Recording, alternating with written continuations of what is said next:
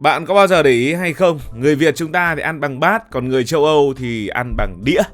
Thực ra thì chuyện này cũng rất thú vị và nó liên quan đến rất là nhiều điều. Tại sao lại như vậy nhỉ? Đầu tiên hãy nói về hai dụng cụ ăn uống này đã. Nếu nhìn kỹ lịch sử ăn uống của loài người, bạn sẽ thấy một điều rất là hay. Bát ra đời trước đĩa, chứ không phải ngược lại như nhiều người vẫn nghĩ. Khi con người bắt đầu biết nấu ăn, thứ đầu tiên chúng ta tạo ra không phải là một mặt phẳng đẹp để bày biện, mà là một vật để chứa. Cháo, canh, ngũ cốc nấu mềm, tất cả đều cần một thứ lõm, có thành, giữ được chất lỏng và giữ được nhiệt độ. Một cái bát thô làm bằng đất nung thì nó sẽ xử lý được điều đó. Đĩa thì phẳng và ở giai đoạn ấy gần như là vô dụng. Nó không giữ được nước, không giữ được hơi nóng và cũng không phù hợp với kiểu ăn uống còn rất sơ khai. Vì vậy, xét về mặt sinh tồn, bát và các dạng vật chứa sâu xuất hiện trước, rồi sau này khi cách ăn thay đổi, con người mới nghĩ đến những vật phẳng hơn nhưng vẫn lõm một chút, ví dụ như là đĩa hay là mâm. Từ điểm khởi đầu đó thì các khu vực trên thế giới đã đi theo những con đường khác nhau và chính điều đó cũng tạo ra những sự khác biệt giữa châu Á và châu Âu. Ở châu Á, đặc biệt là Đông Á và Đông Nam Á, nền tảng của bữa ăn chính là lúa, gạo. Gạo được nấu thành cơm, cháo, canh, mì, nước. Hầu hết đều nóng, có nước hoặc là cần chan nước. Kiểu ăn này đòi hỏi thức ăn phải được gom lại, giữ nhiệt và giữ nước. Cái bát thì nó đáp ứng hoàn hảo cái nhu cầu này. Qua thời gian, bát không chỉ là đồ dùng mà trở thành một phần không thể thiếu của bữa ăn. Mỗi người một bát, thức ăn để ở giữa mâm rồi gắp vào bát. Cách ăn đó tạo thành thói quen bưng bát chan canh trộn cơm. Những động tác gắn liền với đời sống hàng ngày của những người châu Á, trong đó có những người Việt Nam của chúng ta. Ở châu Âu thì ngược lại, khí hậu và điều kiện canh tác khiến lúa mì, khoai tây, chăn nuôi gia súc trở thành nền tảng. Thức ăn chủ yếu là bánh mì, thịt, phô mai, khoai, các món nướng hoặc là áp chảo.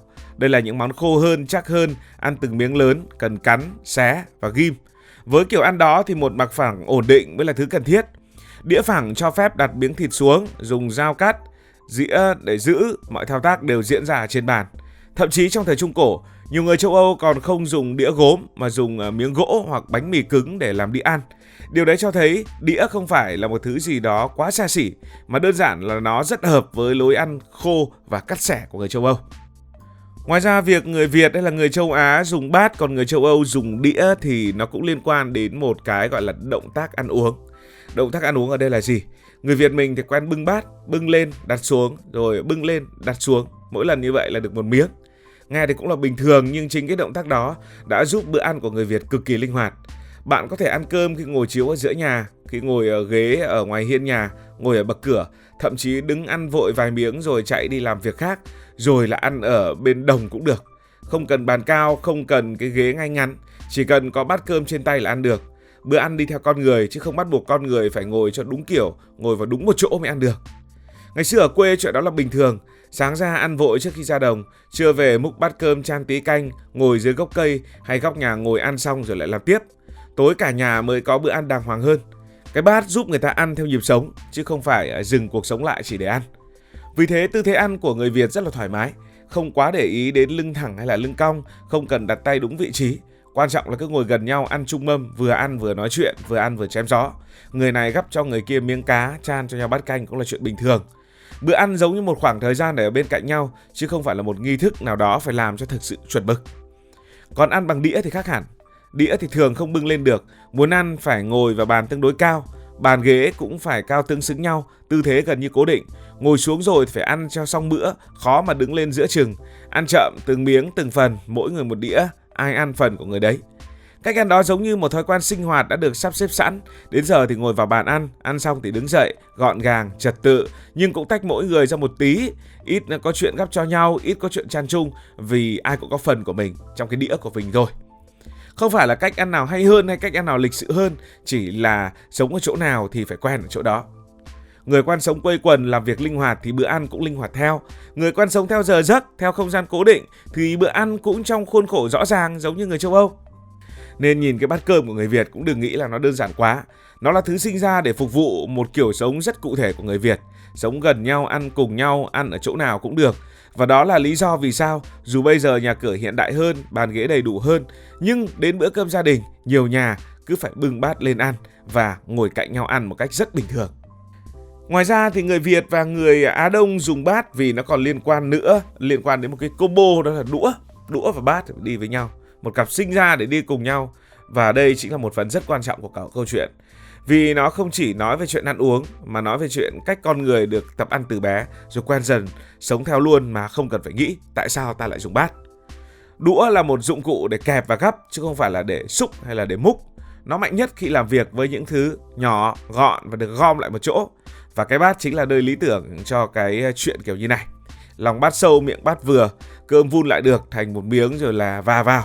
Khi đũa vào chỉ cần khép nhẹ hai đầu đũa, có khi cũng kẹp được nhúng cơm rồi. Không cần dùng lực, không cần cái động tác gì cơ bắp cho lắm, chỉ cần mấy chuyển động nhỏ đều và rất tự nhiên. Cái hay nhất của bát là nó cho phép bạn đưa thức ăn lại gần miệng, chứ không phải cúi người hay là vươn tay về phía thức ăn. Khi bưng bát lên, khoảng cách từ cơm đến miệng chỉ còn vài cm.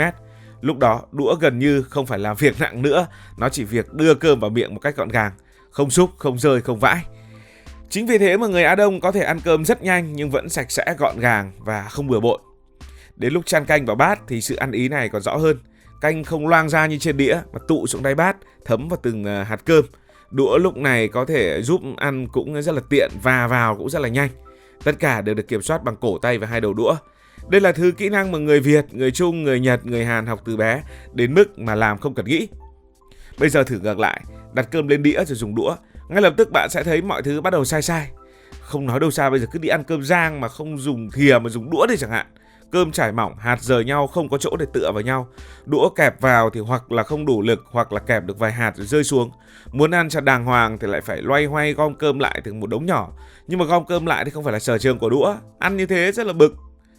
Nếu lúc đó bạn đổi sang dùng thìa hay dĩa thì dễ ăn, thì bạn đã bước sang một thế giới khác hẳn. Đó chính là thế giới của phương Tây, thế giới mà thìa và dĩa thì phải đi với cái đĩa. Bởi vì thế nên việc người Việt ăn cơm bằng bát không phải là thói quen ngẫu nhiên đâu. Nó là kết quả của một cặp đôi đã được sinh ra qua nhiều thử thách rất lâu. Đũa cần bát để phát huy hết cái hay của nó, và cái bát chỉ thực sự đúng vai khi đi cùng với đôi đũa. Bây giờ thì người Việt cũng đã dùng đĩa nhiều hơn rất nhiều, và điều đó là hoàn toàn bình thường. Đang nói là dùng đĩa để ăn món chính nhá. Nhưng cái hay là dù dùng đĩa nhiều hơn nhưng cái đĩa nó cũng không thay thế hoàn toàn cái bát. Hai thứ vẫn đang tồn tại song song, mỗi thứ đều có cái vị thế của mình. Trước hết phải nói thẳng là cuộc sống bây giờ khác xưa. Nhà cao cửa rộng, bàn ăn cao trở thành tiêu chuẩn. Ăn ngoài quán nhiều hơn ăn ở nhà. Cơm văn phòng, cơm phần, cơm suất, mỗi người một khay, một đĩa cho gọn cho nhanh. Cơm rang, cơm tấm, tất cả những món đó để hợp với đĩa. Cơm khô rời không chan canh, ăn bằng thìa cho tiện. Dùng bát trong những trường hợp này thì lại thấy không hợp cho lắm. Thêm nữa, thói quen ăn uống cũng thay đổi. Nhiều gia đình trẻ bây giờ thì ít ăn chung mâm, mỗi người một phần hoặc là giờ giấc lệch nhau. Khi không còn ăn cùng một lúc, cùng cái mâm, thì bát vốn sinh ra cho ăn chung cũng tự nhiên bớt đi cái đất diễn của mình. Đĩa lúc này lại trở nên tiện hơn, rõ ràng hơn. Ai ăn phần đấy, ăn xong là dọn, rất là đơn giản. Nhưng mà nói gì thì nói, đến lúc ăn canh là vẫn cần có bát, chứ mà ăn bằng đĩa là chắc chắn là không ăn được.